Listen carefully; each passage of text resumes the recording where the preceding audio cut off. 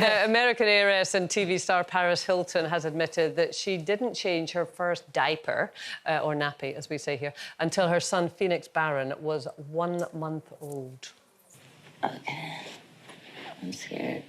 You've never done it? No. Oh, cute.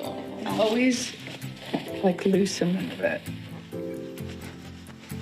Oh, this is a number 2. Yeah. Ooh. And this is the front or the back? The back.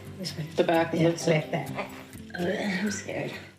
God, I mean, that seems odd to normal people. I don't, yeah, I doesn't mean, it? But, rich people live rarefied lives, don't they? But when she says she's scared, I kind of resonate with that because I think there's an assumption when you first become a mum that you're just going to be able to do everything automatically. It's just going to be instinctive. And it just isn't, and for a lot of people. And certainly I remember bringing my oldest, Ellie, back home from hospital because they, you know, NHS, they want you out quite quickly, they want the bed.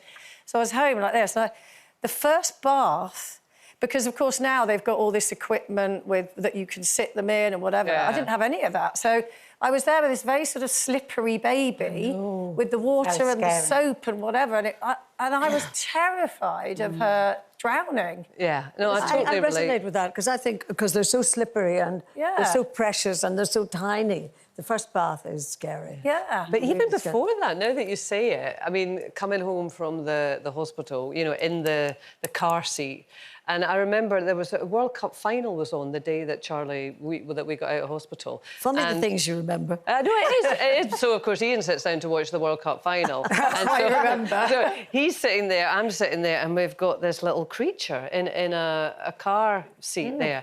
I was just looking at that. You're like, who's left that there? Yeah. But we're going to have to look after them. You know, I mean, it's all the time. All the time, and I don't know how 24/7. to. I would say, though, that Paris Hilton, as you say, they lead rarefied lives because they've got so much money. But I suppose she's got somebody to do everything. So she goes, well, don't really fancy that nappy.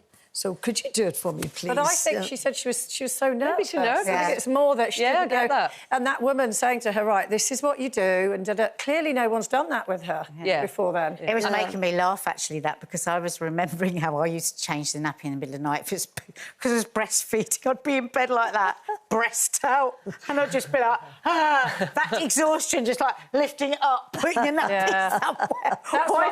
That's what I'd outsource. I'd outsource the nights. That's what I would do. I'd pay someone to do that middle of the night because that sleep my children stole from me, but I will never get back, and I have fundamentally changed because of that loss of sleep.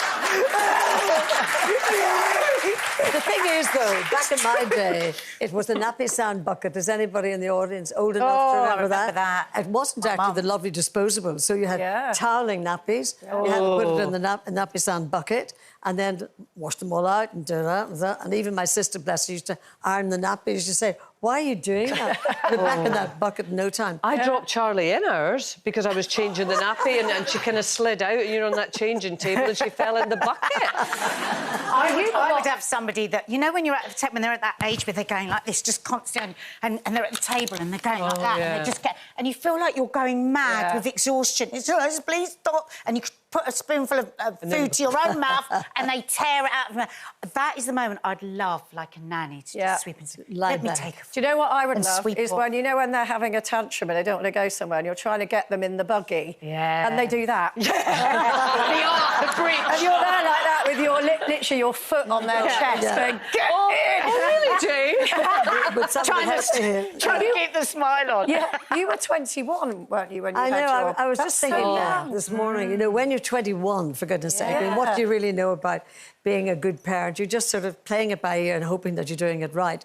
But the one thing that I remember vividly, because Karen was my firstborn, and the second that I saw her and she was in my arms, my hands, I immediately understood the preciousness and the responsibility of this beautiful baby. Yeah. And I realised then why my parents were so strict. Why do you want to go to Canada for a year? I'll miss you if you go for a year. No, you're not allowed to stay out until 2 o'clock.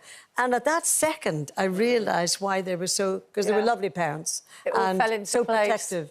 Yes, Yeah. and then when I get a few glasses of wine, I do silly things, I do. I either sing, which is bad, but I sometimes say to my children, was I a good mother? Under wine. I'll not tell you what they said. I remember once Mark and I were home, it was quite early on with Maddie, and we were sort of having not a big argument, but like a bit of a da-da. And then I suddenly went, oh, my God, there's somebody in the house. It was Maddie.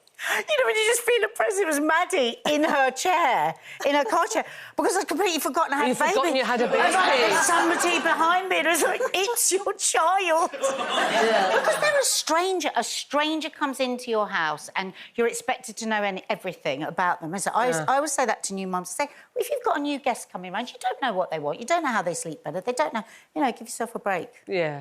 Takes ages. I tell you what, though, it's so lovely if you have, you know, lovely parents, in this case, a lovely mum, and she really was so helpful to me because I was young. Yeah. And so she really helped me out. Yeah. So mums in the audience, well done. Yeah.